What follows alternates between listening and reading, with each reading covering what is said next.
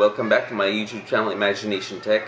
And I'm really sorry I haven't been able to post more videos as I had originally planned. I moved to a new apartment recently, so that's why what's been keeping me busy, getting some stuff for the house and everything.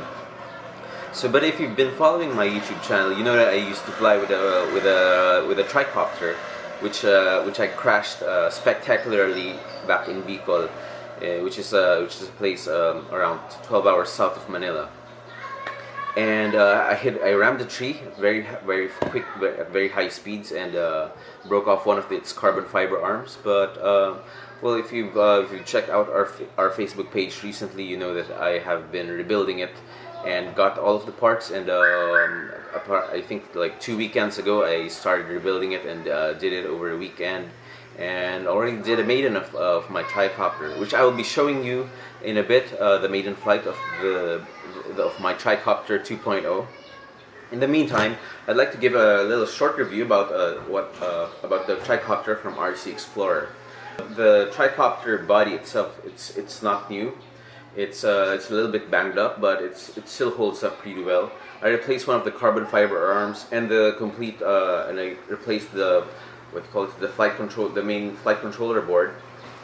And this is what the main flight controller board looks like. So it's custom built. It's custom built by RCExplorer, but it is an it is an F3 racing flight controller.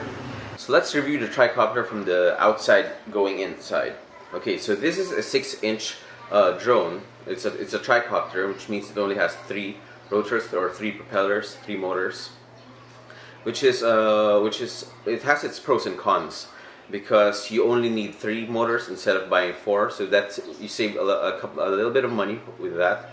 But at the same time, if you wreck a prop, this is using 2 counterclockwise props for the left and for the rear motors, and 1 clockwise prop for the right motor. So you're going to need twice as many clockwise props as you would your counterclockwise. And if you need to replace your motors, you're going to need. It's also twice as likely that you're going to bust a counterclockwise motor than you would with your clockwise motors. But that's a minor drawback, I guess. So it's built with a I think these are 2mm carbon fiber boards, which make up the canopy, and also it also uses 2mm boards for the flight controller board, as well as the base plate. And it's nice because it has the canopy, so all of your electronics are protected inside, while it has these carbon fiber tubing, square carbon fiber tubing, if I may add, if you can see. So what's nice about this is that since the carbon fiber tubing is hollow, you can pass the ESC wires inside, where it's protected from a crash, and then it goes inside and goes through the pads to the flight controller. As you can see, the battery is also strapped onto inside the canopy. The VTX is right over there. You can see it, and the receiver is there.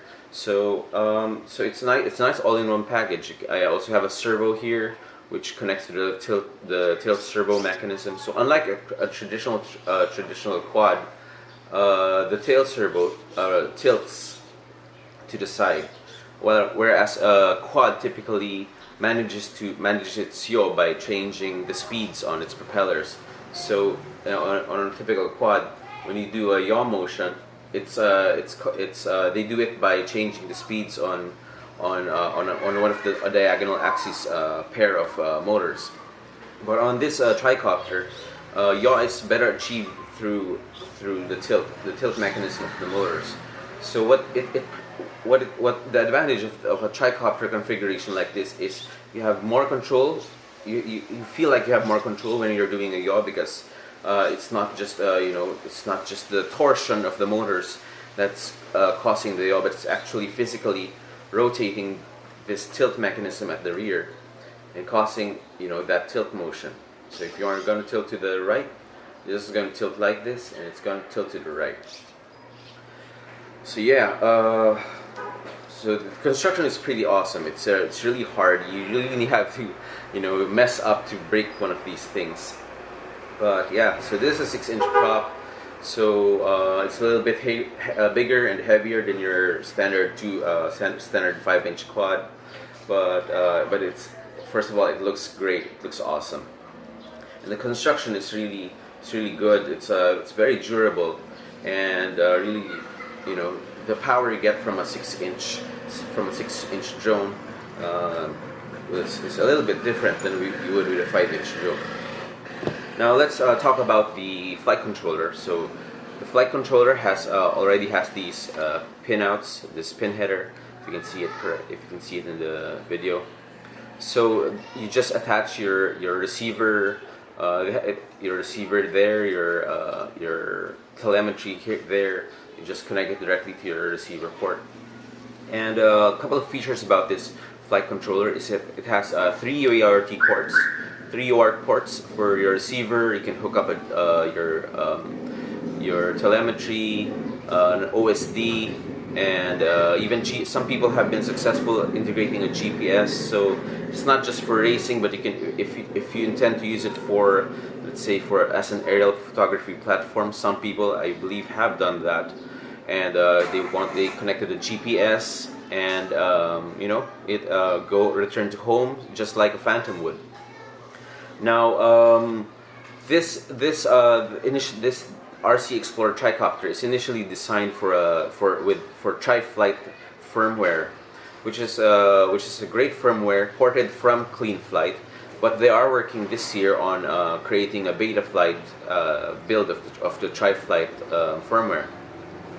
So a few other things that makes this board great is that it already has ports for a beeper and for raw output for your FPV camera and VTX and anything that you need to supply with a higher voltage. It also has a built-in BEC, so if you want to output like 5 volts, 6 volts, or 8 volts, it's actually switchable by soldering some pads on this board. Building this is pretty straightforward, pretty easy. So once you got all your components, you wire all of your motors through the carbon fiber arms, carbon fiber tubes, and then it goes out into the middle, where you then solder all of your ESCs and all of your signal wires to their respective solder pads. So again, this is the old board. You can see there's some, you know, pretty large solder pads for the ground and for the ESC voltage from the battery. There's also the XT60 terminals for your battery here, and then there are some smaller solder pads for your signal wires going to the ESC, and the one for rear is here. One more thing, there's also a barometer built in, so if you want to play around with some of the features that uses a barometer, like altitude hold and stuff like that, then this is this board has a lot of things for future expansion. So do check it out. You can check out the Tricopter from my Facebook page. I'm gonna link it down below, or you can go to RCExplorer.se if you need to import it directly from Sweden. You're just gonna have to wait for a little bit, because shipping can take like from 1 month to maybe up to 2 months, depending on the courier that you're using. So let's head on over to the field, and I'll show you some pics from my maiden flight. And it's not that much, but it's more than what I have so far. And so there you go. But before that, let me show you just one other thing, totally not FPV related, totally not drone related, but something cool that I recently discovered. So I found this neat little thing from the grocery the other day, and it's called a, what is it called? It is a ice cube plastic sheet. So what it is that, if you don't have an ice tray for your ref, like I don't have one yet because I've just moved in, you just get one of these plastic bags, and it has a hole on top here where you put in the water, and then you just fill it with water. Sorry, slowly, and it fills up. Oh god, That's not good. Alright.